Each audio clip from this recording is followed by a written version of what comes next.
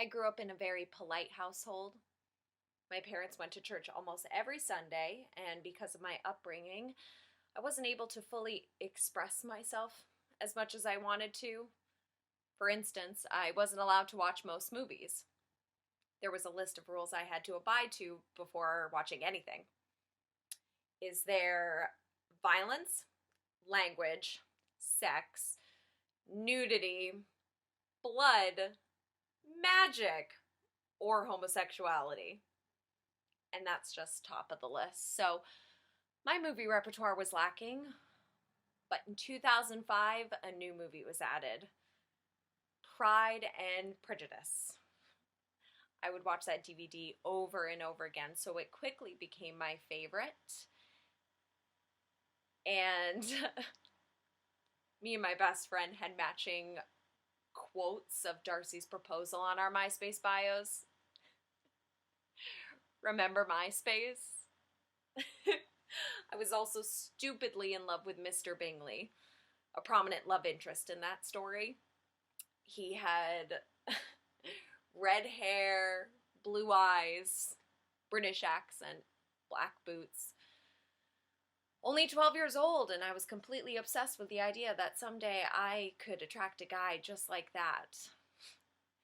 And not only were the men in this movie like, mwah, but the women were so good. I would just gobble up every word they said.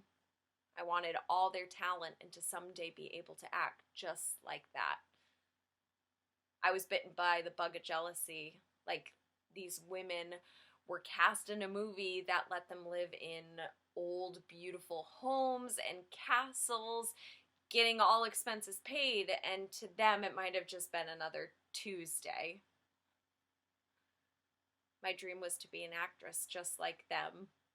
I pictured myself filming somewhere magical in Europe, speaking beautifully written words, draped in gorgeous gowns.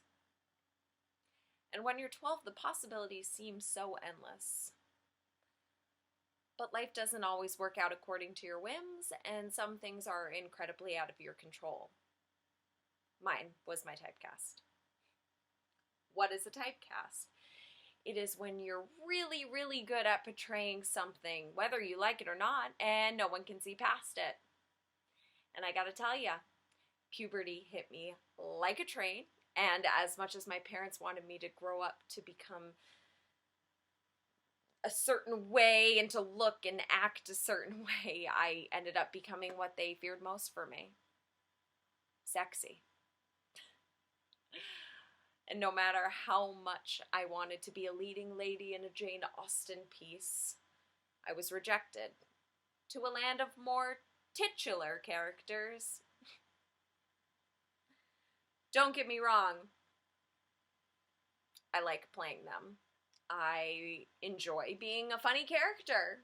It just gets less funny when you're cast that way every time, and you start to wonder if anybody even takes you seriously. Didn't think my greatest accomplishment would be talking. Like, everything is a question? Didn't want to stop working or give up my dreams, so I just kept going for 14 years. Then I turned 26 and was cast to play Jane Bennet alongside my real-life beau as Mr. Bingley in Pride and Prejudice. I finally did it. I broke my typecast, and based on years of personal experience, that's truly a difficult feat. I finally had gotten somewhere. It wasn't a major motion picture, but it was a huge deal to me. It felt like the step in the right direction, and I was going to live up to this expectation I set for myself years ago. So, costumes were created, sets were built, all those rehearsals over all those weeks were flying by, and suddenly, it was mid-March. It was time to bring it all together and present it to our audiences. But instead of starting our final week of rehearsals, we screeched to a halt. COVID was here in Maine. I was no longer basking in my futile dreams. No. I didn't even get a chance to put on my costume. I didn't know what the pandemic was when it arrived, but after a few short days and a whole lot of doom scrolling, I felt frozen in fear. Felt like a black cloud of God knows what, and it just took out everything. It ripped us from the comfort of our lives we had so carefully created. Sucked out every last bit of energy I had. I mean, artists are empaths, and empaths feel everything, and man, did it feel heavy. But who the fuck cared? We had bigger problems now. We had to stop time, essentially, and survive. I was no longer missing the stage. I was missing hugging my parents. They're right down the road, and I haven't been able to hug them.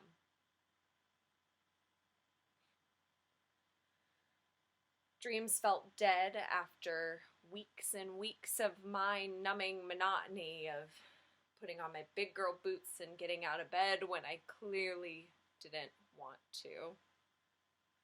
Each day just kept dragging on and on because there was nothing immediate to look forward to until September. There was a glimmer of hope. Some local actors put on their masks and put on a show. My love included. They did it. An actual show on a stage. Like none of those months of deep sadness even happened. The masks were the only tell. And it started a spark. Spark that I felt so long ago. The happiness that acting still exists. In the midst of all this chaos, it still exists. Almost like in hibernation, but I saw it open its eyes for a few hours before going back to sleep. I was in a theater again. I could smell a theater. I could feel the energy of other humans letting go of the pent-up whatever the fuck is in the air energy. With big sighs and laughter and applause. God, do you remember applause?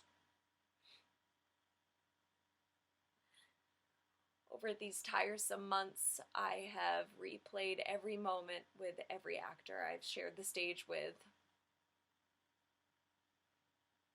Those precious moments will never come back, but some new moments will come.